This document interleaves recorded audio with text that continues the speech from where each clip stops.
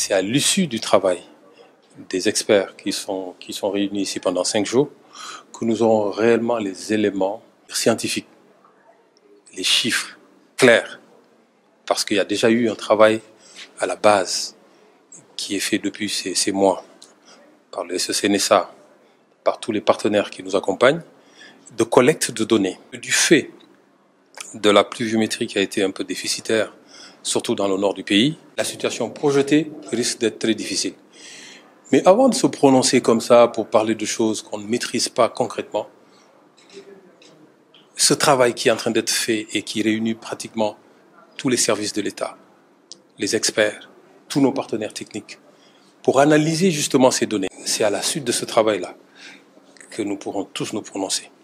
Nous, en tant qu'État, ceux qui nous accompagnent, le PAM, la FAO, eux tous qui attendent également qu'on nous sorte vraiment les chiffres sur lesquels qu'on pourra poser sur la table des autorités, le Premier ministre notamment, le Président. Et c'est à partir de ce moment-là qu'on pourra réellement se prononcer beaucoup plus efficacement, beaucoup plus scientifiquement sur la situation. On a fait une tournée dans le Nord. Madame, elle vient d'arriver comme représentante directrice du PAM. Elle revient du Nord. Les services de la FAO ont fait le tour du pays pour tâter le pouls.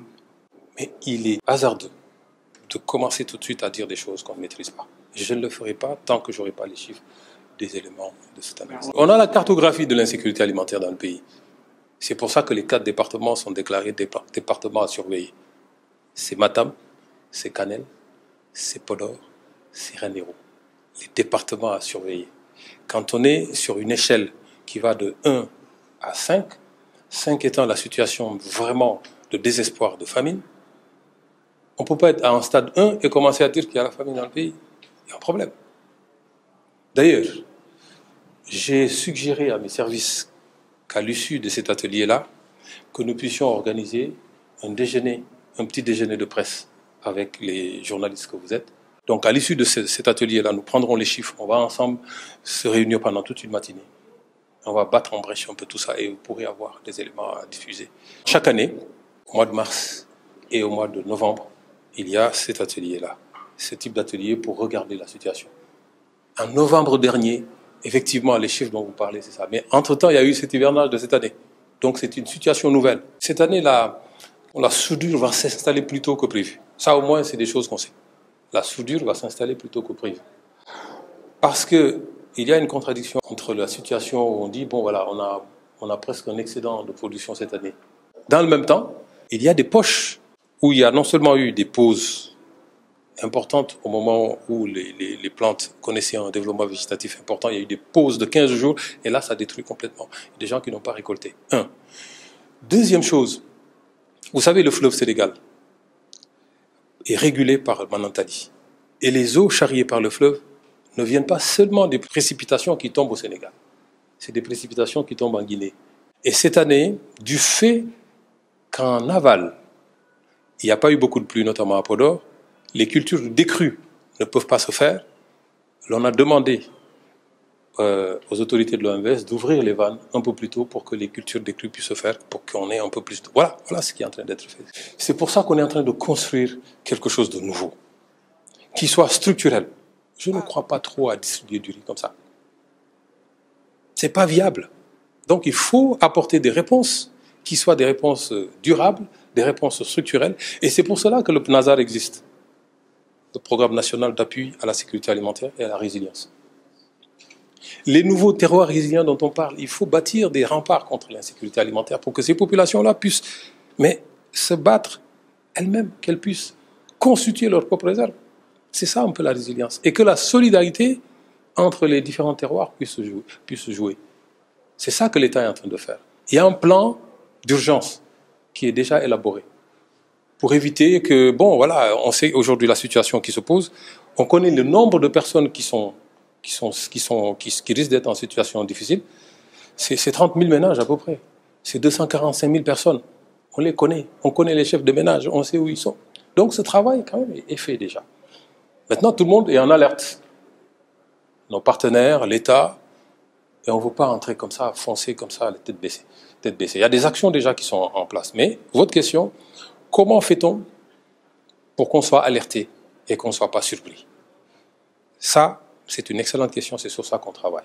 D'ailleurs, aujourd'hui, la réforme du système, disons, du SEC-NSA a sorti le système d'alerte précoce pour en faire une cellule à part entière. Pour qu'on se dote d'outils.